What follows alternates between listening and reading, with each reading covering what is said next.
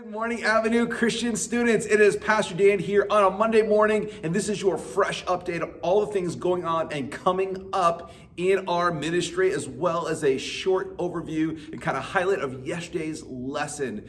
Here's what's going on. Here's what is coming up this week. This Wednesday, 6 o'clock to 8 o'clock. 6 o'clock to 8 o'clock. Middle schoolers, 5th to 8th graders, and your friends. We're having a Christmas party at Elmhurst SkyZone. You do not want to miss this. $20 gets you in the door. It gets you all the fun, all the crazy stuff. Climbing wall, open jump, dunking contest, basketball, volleyball, dodgeball, all of it is included for $20, plus a pair of Sky Socks, plus we're including the new limited edition Avenue student t-shirt. It is super soft, super fresh. We have a pile of these we're gonna give away to you if you sign up and you show up on Wednesday night. We have so much fun going on around here. We do not want you to miss it, middle schoolers. For our high schoolers, guess what? We have a Christmas party for you as well. We're calling it Friendsmas here at the church this coming Sunday night, 6 o'clock to 8 o'clock in the Student Center. It is gonna be so much fun. Here's what you need to do. You need to bring a friend. It's Friendsmas. So bring a friend, bring an appetizer or a snack to share, bring your favorite board game, bring a white elephant gift wrapped,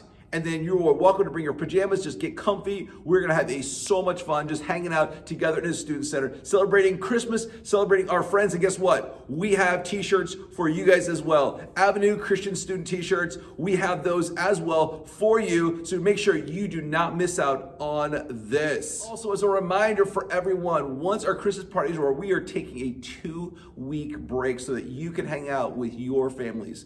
2 Wednesdays, 2 Sundays, we are completely off. The Wednesdays in between Christmas and New Year's, the Sundays between Christmas, and then also the Sunday right after New Year's, the 2nd, we are completely off. There is no middle school Wednesday nights, there's no middle school Sunday morning, there's no Sunday night high school ministry. So make sure you remember that. We're taking a 2-week break, and then we are back in some big ways in 2022, and you do not want to miss out on what we have in store in 2022. 2022 is on its way. We are kicking off the 2022 year with 2 parent nights. It's for you and your parents to show up. The very first Wednesday of January, we're having a middle school invite a parent night. It's a special night for us to hang out, show them what we've been doing on Wednesday nights, hang out together, have a special lesson time, have a special snack time, and then we have a special game time. You do not want to miss this. It is parent versus kid dodgeball. This is your opportunity to throw something legally at your parents and hopefully not get in trouble. So middle schoolers, show up the very first Wednesday of January as we kick off the new year. And then why we're doing this is we want to make sure that your parents have all the information about all the great stuff coming up the rest of 2022 into the summer, including summer camp. We're going to start giving out information about summer camp. So middle schoolers, make sure you show up on that night. And for our high schoolers, we have an invite a parent night for you as well. The very second week, not the first week, but the second week of January, we have a special night for you to bring your mom and dad, hang out with us a little bit, have a fun night together, and then we are going to be talking about all the stuff we have coming up in 2022 for you as high schoolers, including our summer mission trip coming up in July. It's a big deal. We want to make sure you have all the information. Your parents kind of start thinking and planning and praying over your opportunity to go away and spend some time serving God this summer. Yesterday morning, we began to talk about this idea of having uncommon sense. We talked about this idea of stewardship, of money, but also of a kingdom mindset. We began to read in Matthew about the story, the parable of the man who found the hidden treasure. And the man took all that he had and sold it in order to buy the land where he knew the treasure was. Jesus told a parable, a story for us about how we need to understand that we live in a world that is deeper and more spiritual, and that we can discover the hidden treasure of his kingdom. Not of heaven above someday when we die, but of heaven now. What does it look like for us to live out God's kingdom day in and day out? It comes down to this understanding of a hidden treasure. Is our life founded and grounded in a hidden treasure of God's kingdom and his way of living life? Jesus told a lot of parables, and a lot of those parables connected to this idea of kingdom. Who and what is the king of your life? Right now, as we head into the Christmas season, there's a whole lot of answers to what is the king of our lives when it comes to the things we want, the things we need, the things we have on our Christmas list. And all those things are fine. But unless we put God's kingdom first, those things will overtake and will become the hidden treasure of our lives.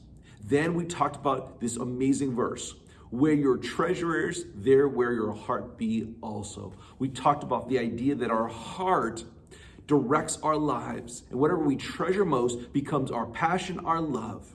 We watched a quick clip from Pirates of the Caribbean, and we realized that if we had a compass that pointed to the true north of our lives, the thing that we desire most, some of us, if we were real, it would point to a lot of things that probably wouldn't be the most pleasing to God. But realistically, if we are truly living out a kingdom life, the compass of our heart should point toward godly things and should point toward God. But unfortunately, we live in a world where our heart treasures are not the things that God treasures.